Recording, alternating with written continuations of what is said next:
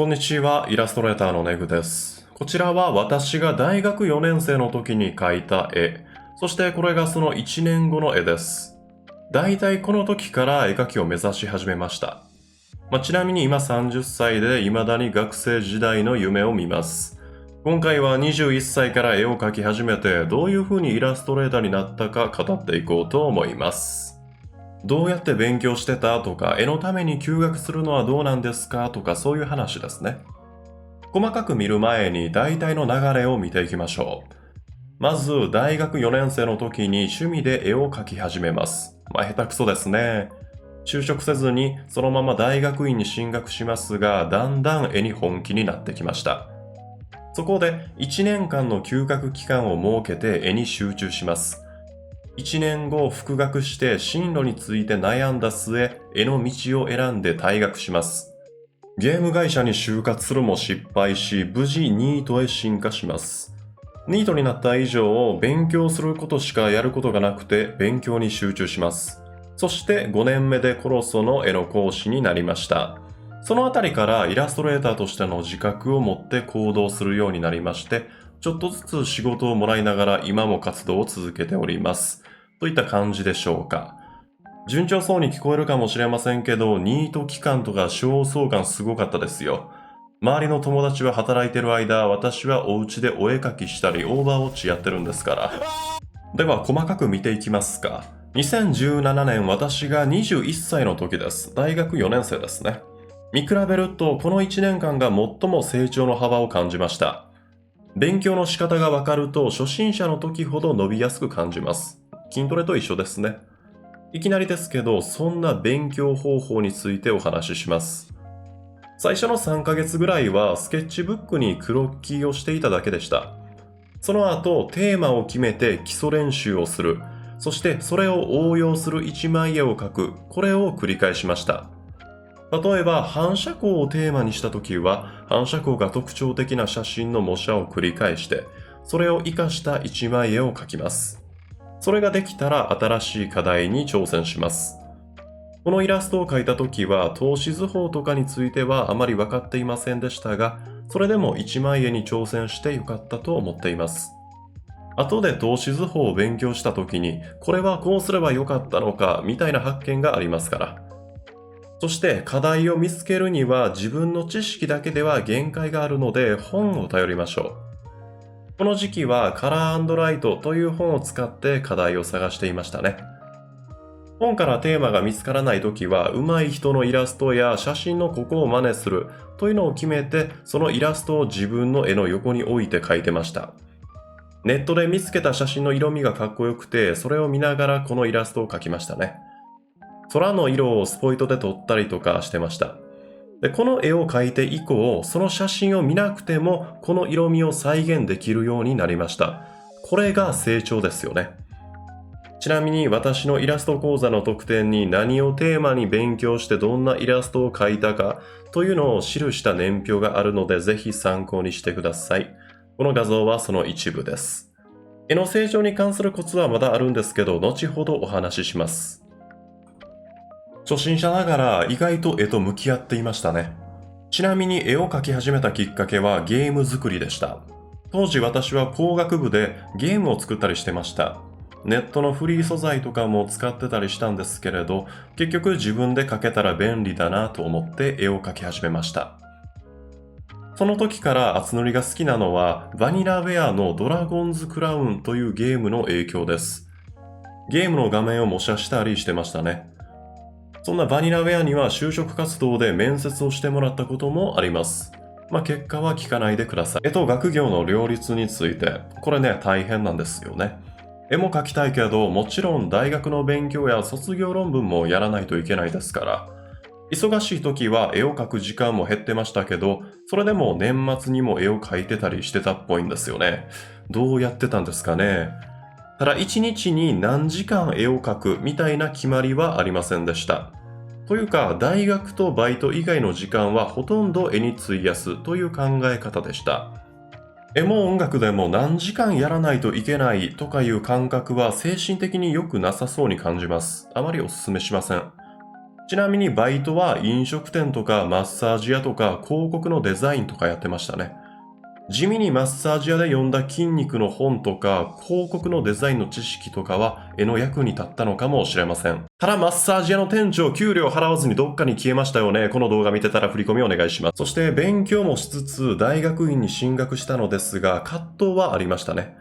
正直エンジニア方面に就職した方が安定すると思いながらも絵にも挑戦してみたいと。なので私が取った行動は休学でした。1年休学して絵が上達できなければその道を諦めるつもりでしたね。ちょうど休学する時に描いていたのがこちらの絵ですね。完成に1ヶ月ぐらいかかったと思います。結果的にこの休学期間はすごく有意義な時間になりました。ちなみに当時はディープラーニングが注目を浴び出して大学院時代の研究テーマは絵と AI をつなげた何かを作れないかなとか考えていましたね。生成 AI を生み出した闇落ち絵描きじゃないですから安心してください。まさか数年後に私の絵をコピーして堂々と投稿されるとは思っていませんでしたけれどもね。これ絵文字やめてくださいね、腹立つから。当時の私のアイデアは人体の練習として入力した絵に対して正しいデッサンの 3D モデルを出力してくれる AI。そんな絵の練習になるための何かが作れたらなぁとは思っていました。結局休学してそれを実行することはありませんでしたけれども。ちなみに2018年当時から生成 AI の始祖のようなものはありましたけれど、数年後こんなことになるとは予想もしていませんでした。絵を描き始めて1年が経った頃の絵です。休学のターンですね。似たような境遇の方は参考にしてください。そして1年の休学の成果はこちらです。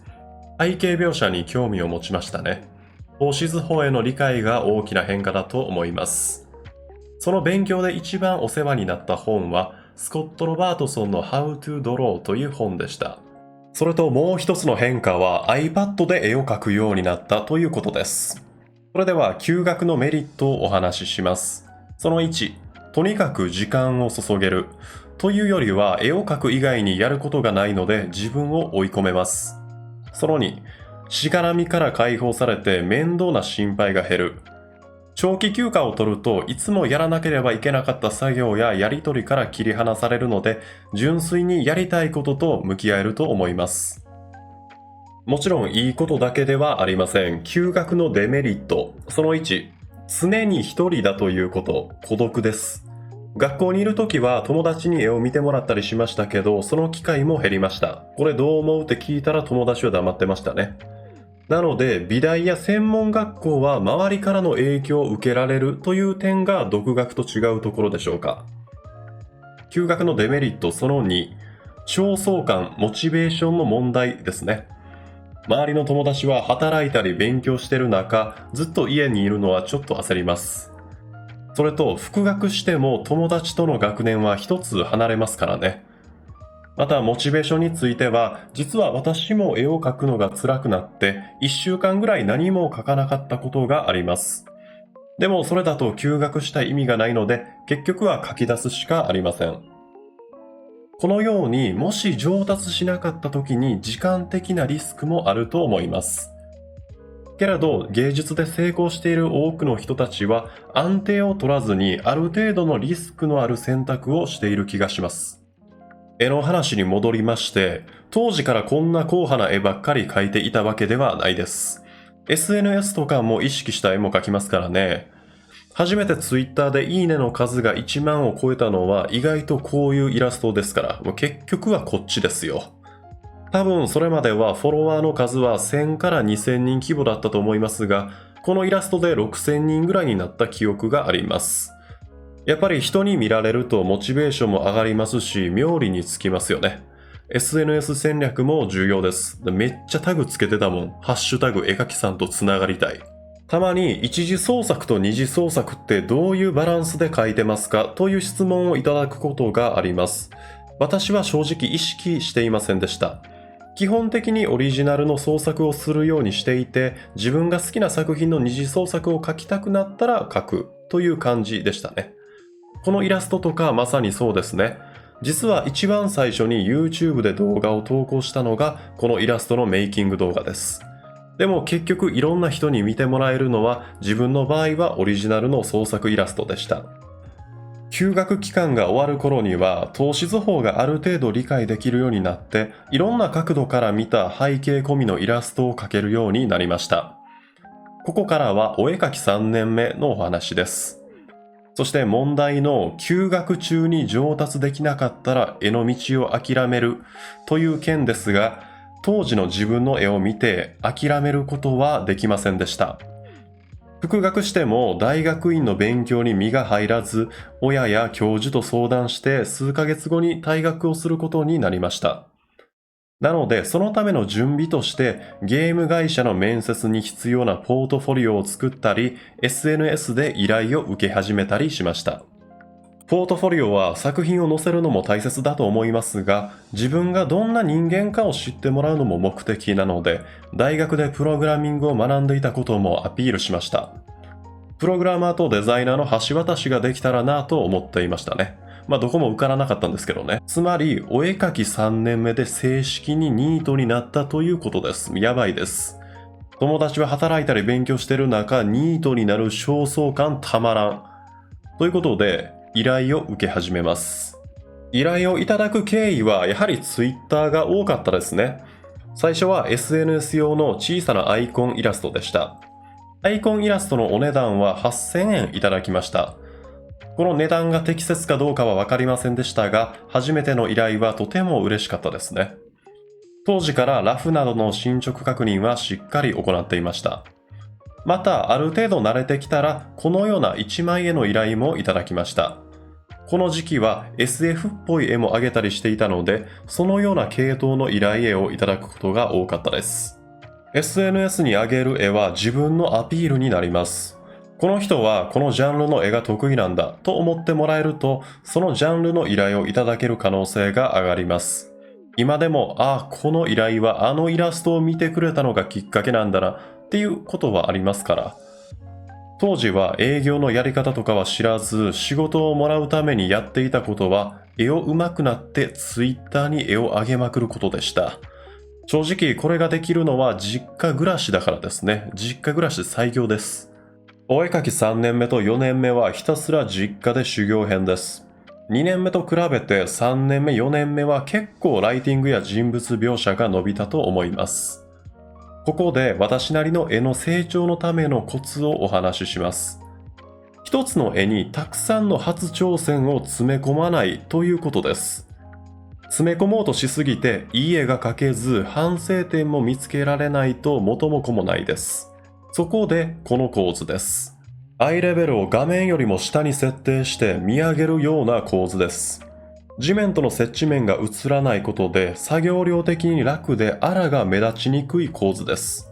その分色使いやライティングとかに集中できて新しいことに挑戦しやすいと思います。初心者にも試しやすい構図ではないでしょうか。この辺りでは描き始めた頃よりも基礎練習の割合が減っていきましたね。その分1枚絵を描くことが増えてきました。そうなると同時に参考にするイラストも増えるんですよね。影響を受けて自分の絵柄が右往左往し始めて当時は悩んでいたんですが、今となってはこれは問題ないと考えています。デフォルメが強い絵柄から弱い絵柄までいろいろあります。結局いろんな人の絵柄に影響を受けて混じり合ったものが自分の絵柄になっていくと思います。なので新しい絵柄にはどんどん挑戦していいと思っています。この期間中、今までより多く SNS に絵を上げ始めたこともあって、企業様から依頼をいただくこともありました。そしてお絵描き5年目あたりで脱実家暮らしです。といってもワンルームですし、実家から近いし、いつでも帰れるんですけどね。5年目は今までと比べると構図力が上がって、一枚絵としての面白さが出てきた時期ですね。この時期の絵は今でも好きなものが多いです。ビジョンという絵作りについての本に影響を受けたことも一つの要因だと思っています。またこの年は未熟ながらコロソで絵の講師をしたり、絵を展示させてもらったり、本に載せてもらったりと思い入れのある年でした。この体の元になったイラストが生まれたのもこの時期ですね。先ほどのビジョンという本を読んで、かっこいい構図ってしっかり理屈があってかっこよく見えているということに気づきます。静けさを感じる絵には水平な線が多かったり余白があるんだという発見ですね。そういうのを知ると、今までとは違った目線で上手い人の絵や映画のワンシーンを見れるようになりました。だからまずは見ることでした。かっこいい写真に写っている青空も実はいろんな色があったりします。それに気づいてからは今までは出せない絵の雰囲気を出せるようになりました。映画のワンシーンを見ながら絵を描くようになって余白を生かした絵を描けるようになったのもこの時期です。先ほど紹介した見上げる構図と余白は相性が良くていい練習になりました。このイラストも実は背景の描写は木だけなんですよね。だから色使いに集中できます。そしてここで勉強した色使いが次のこのイラストにも活かされています。一枚絵をたくさん描いてると構図のアイデアとかが出なくて苦しい時間もあると思いますが、そういう時は自分の脳みそだけを頼るのはやめた方がいいと思います。外界からの刺激と自分の好きなものを組み合わせるといい絵が生まれることがあります。まさにこの飛行機のイラストですね。これはジョーズという有名な映画のポスターを見てひらめきました。日常的な風景が巨大な物体に壊されるような構図ですね。またこの時期から講師をしたり、絵が人目に触れることが多くなって自分をイラストレーターと自称するようになりました。絵描きのプロの定義って何なんですかね。確かなものはわかりませんが、プロを自称するということは自分の絵に対価を払ってくれる人に対する責任感を示すことにもなると思っています。この時から現在まで私はイラストレーターとして活動をしております。以上が私が大学生の時に絵を描き始めてイラストレーターになるまでのお話でした。未だに力不足を感じたり新しい発見があったりもします。当時の私と境遇が近い人にとってこの動画がいいものになったらいいなと思います。それではご視聴ありがとうございました。